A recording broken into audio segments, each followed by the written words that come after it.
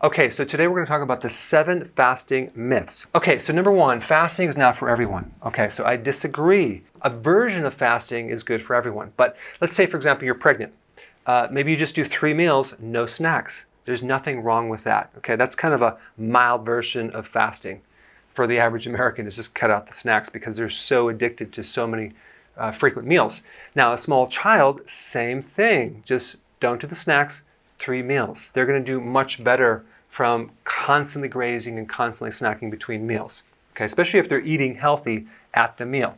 So this is false information. All right, number 2, not good for hypoglycemics, okay, people with low blood sugar. Well, it is actually the exact thing you need to do to correct low blood sugar, because when the sugar goes high, insulin kicks in. If insulin is too high, it'll push the blood sugars down. So hypoglycemia, in many cases, is caused by excessive amounts of insulin. Well, there's 2 things that reduce insulin.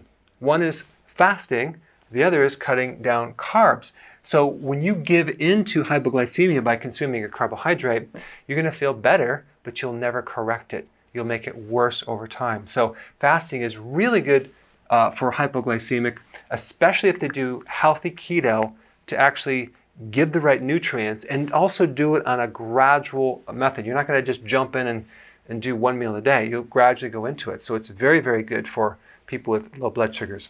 Number 3, it's not good for hormones like, for example, your thyroid or the adrenal. Well, it actually is good for your hormones. You're not starving your hormones of nutrients when you're fasting. You're actually eating healthy, and your body goes into this interesting mode of conserving nutrients, okay, and also proteins. It starts to recycle nutrients.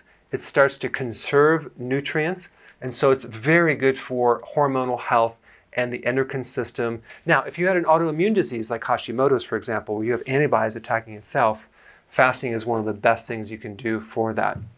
Okay, next one is, well, fasting is starving, so it's really bad for you. Well, that's false information. Again, starving is actually depriving yourself of nutrients, and you end up with a lowered state of health.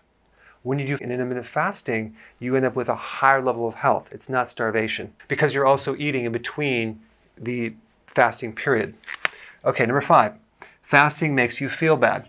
Well, it doesn't have to make you feel bad if you do it correctly.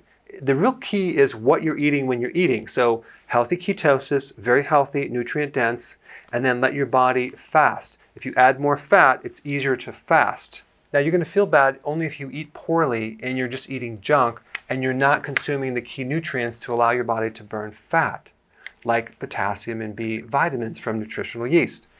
But the goal is to convert you from sugar burning into fat burning, in which you can run comfortably on and feel really good long term. Number 6, fasting is going to ruin my metabolism. Not true. What ruins your metabolism is high levels of insulin.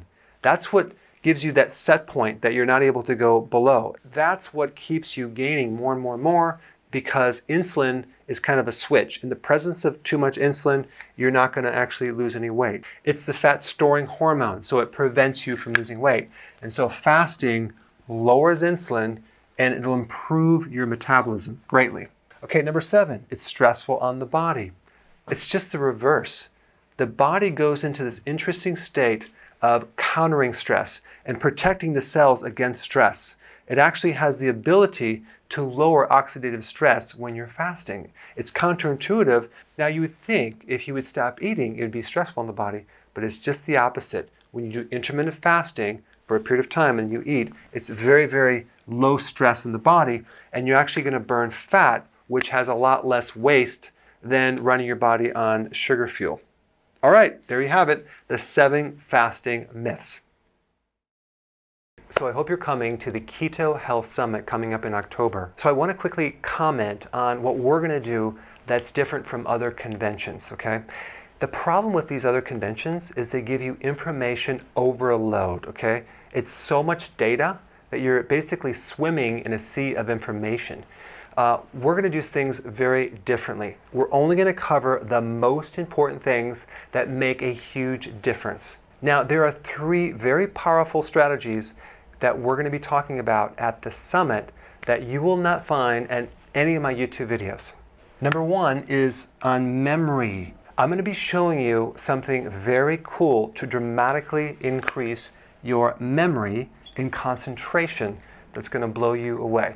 And number two, I'm going to show you how to increase your stress tolerance so you are completely calm all the time. All right? And number three, and most importantly, if you have a slow metabolism, if you've dieted for a long time, and everything is kind of just really slow, I'm going to show you how to get complete control over your metabolism so you can literally turn up the dial as high as you want and control as much weight as you want to lose. And these three things are just a tiny bit of what you're going to learn in the summit. So click the link below, get signed up, and I will see you in October. I would not want to give them snacks. I would just have 3 meals a day. So you can do a mild version of fasting. I think there is a problem. Where? Stressful should only be 1 L. It's stressful on the body, number 7. Okay, good. Wow, caught that. I just put that there to see if you would catch it, and you did, so congratulations.